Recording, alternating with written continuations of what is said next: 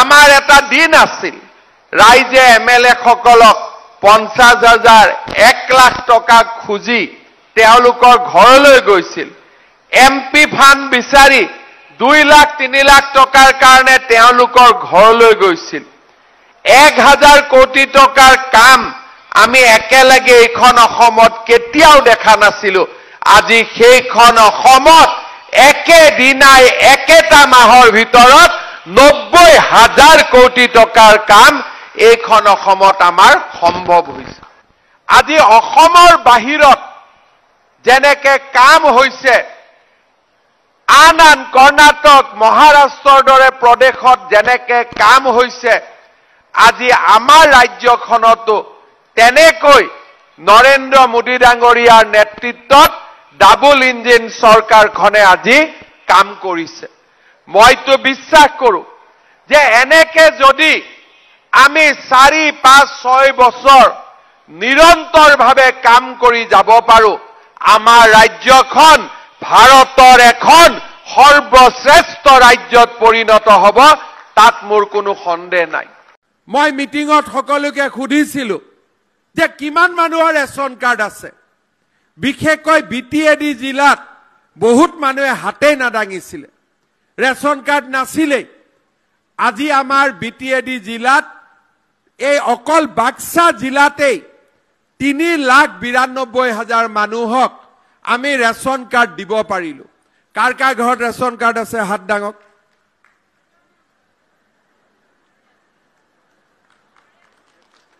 কাৰ কাৰ নাই হাত দাঙক এতিয়া আমাৰ সাংবাদিকসকলে ঘূৰি চাক ৰেচন কাৰ্ড নোহোৱা এটা ফেমিলি নাই 10-12টা আছে এখিনিকো দি দিম ঠিক আছে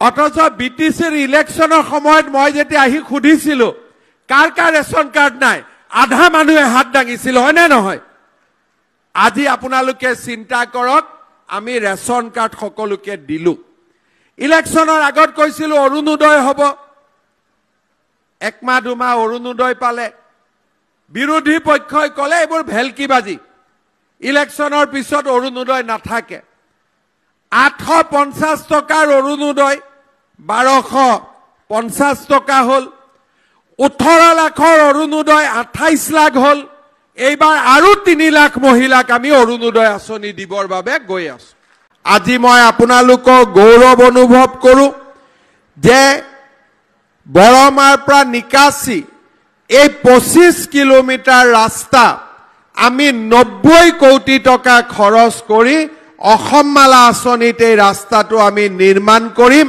আজি তাৰ আমি নাৰিকল ভাঙি শুভ উদ্বোধন কৰিছো শ্ৰদ্ধা ৰাইজ আপোনালোকে ইতিমধ্যে অৱগত যে কিছুদিন আগতে বাক্সা আৰু তামুলপুৰলৈ যোৱাৰ পথত আমি পাগলাদিয়া নদীৰ ওপৰত দলং এখন আৰম্ভ কৰিছিলো যেতিয়া দলঙৰ সভাত আহিছিলো তেতিয়া ৰাইজে মোক কৈছিলে যে বৰমাৰ পৰা তামুলপুৰলৈ এটা ভাল ৰাস্তা বনাই দিব লাগে আজি আমি বৰমাৰ পৰা তামুলপুৰলৈ 26 কিলোমিটাৰ ৰাস্তা 91 কোটি টকা দি নিৰ্মাণ কৰাৰ বাবে আমি সিদ্ধান্ত হাতত লৈছো এই দুইটা ডাঙৰ পথৰ আজি আমি ইয়াত আৰম্ভণি কৰিছো ইয়াৰ উপৰিও বিভিন্ন ৰাস্তা ঘাট পাগলাদিয়া নদীৰ বৰিকাডঙাৰ পৰা নিজ বৰছিলাৰ বাবে মথাউৰি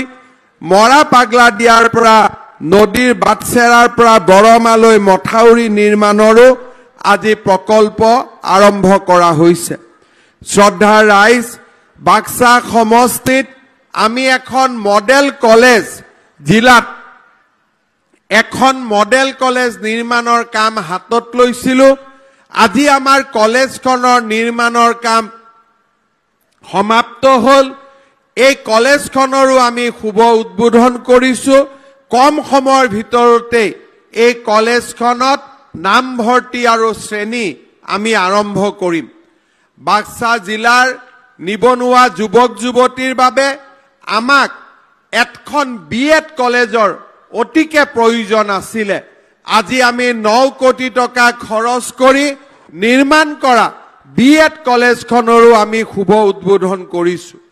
ইয়াৰ উপৰিও হালবাৰী আৰু জালাহত আমি দুটা নতুন ফায়াৰ ব্ৰিগেড ষ্টেচনো আজিৰ পৰা আমি আৰম্ভ কৰাৰ বাবে সিদ্ধান্ত গ্ৰহণ কৰিছোঁ আৰু ইয়াৰ পৰাই আমি দুইটা ফায়াৰ ব্ৰিগেড ষ্টেচন আমি শুভ উদ্বোধন কৰিছোঁ।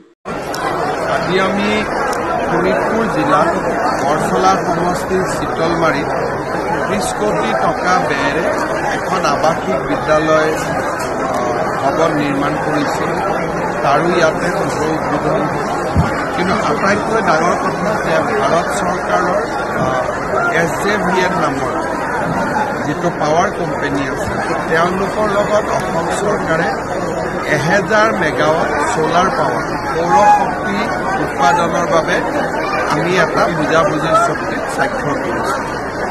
সেই বুজাবুজিৰ স্বাক্ষৰ অনুসৰি যোৱা কিছুদিন আগতে বিলাসী পাৰত তেওঁলোকে 70 মেগাৱাট বিদ্যুৎ শক্তি উৎপাদনৰ এটা প্ৰকল্পৰ কাম আৰম্ভ কৰিছে আৰু আজি 300 কোটি টকা ব্যয়েৰে 50 মেগাৱাটৰ এটা সৌৰ শক্তি উৎপাদন কেন্দ্ৰ এটা আমাৰ চিতলমাৰী আৰম্ভ কৰিছে আৰু আমি এই কামৰ বাবে 468 বিঘা মাটি আমি আবণ্টন দিছোঁ।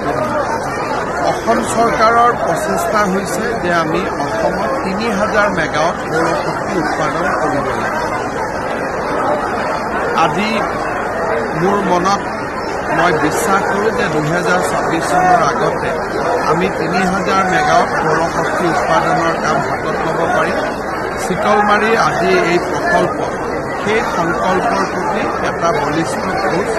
মই ভাৰত চৰকাৰক ধন্যবাদ জনাইছোঁ, SJVNক ধন্যবাদ জনাইছোঁ অসমত আহি এই প্ৰকল্পৰ কাম হাতত ল'ব। চেষ্টা এইটোৱে, যিহেতু আমাৰ হাইড্ৰ' চ'ৰ্চ নাই বা আমাৰ থাৰ্মেল আমি কৰিব নোৱাৰোঁ, সৌৰ শক্তি যিহেতু সূৰ্য আছে, সৌৰ শক্তিৰ সহায়ত আমি অন্ততঃ দিনৰ ভাগত বিদ্যুতত স্বাৱলম্বী হ'ব পাৰিম। সেই প্ৰচেষ্টাত নতুন টেকনলজি আহিছে, ষ্ট'ৰেজ কৰিব পাৰি। যদি ষ্ট'ৰেজৰ ব্যৱস্থা আমি হাতত ল'ব পাৰোঁ তেতিয়া নিশাৰ শক্তিও আমি ল'ব পাৰিম।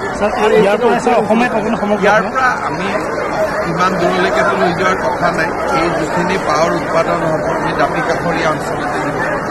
ইয়াৰ পৃষ্ঠত হোৱা মানুহবিলাক দুখীয়া হয়, তেওঁলোকে আদালতৰ কাষ চাপিছে। উচ্ছেদ হোৱা মানুহ দুভাগ আছে, গতিকে এভাগৰ বহুত জেগাত মাটি দাঁতি আছে, ইয়াত আহি অতিৰিক্তভাৱে আছিল।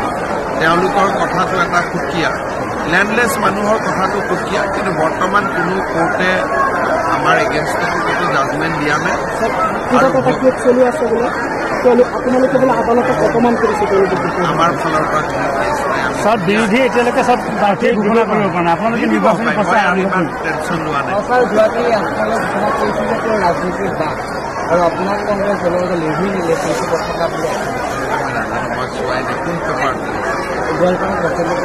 ভাল ওলাইছে কোন টিভি। আপোনাক চেলেঞ্জ কৰিছে আজমলে ইলেকশ্যনৰ পিছত 10 বাৰ জেলত যাবলৈ সাজু মিয়াৰ বাবে কৈছে। ভাল কথা।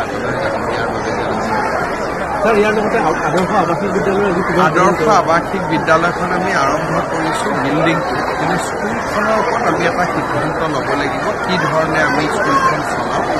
ৰাজ্যত এনেকুৱা আমাৰ 12খন স্কুল ৰেডি হৈ আছে, কিন্তু আৱাসিক বিদ্যালয় চলোৱা আমাৰ অভিজ্ঞতা নাই। সেইকাৰণে আমি নবোদয় বিদ্যালয় ছ'চাইটিৰ লগত কথা পাতি আছোঁ যে আপোনালোকে স্কুলখন চলাওক, এই পইচা লাগে আমি দিম। হৈ উঠা নাই, আলাপ আলোচনা। ছাৰ, বিৰোধী ঐক্য মঞ্চৰ কি হ'ব ছাৰ? মইতো ক'ব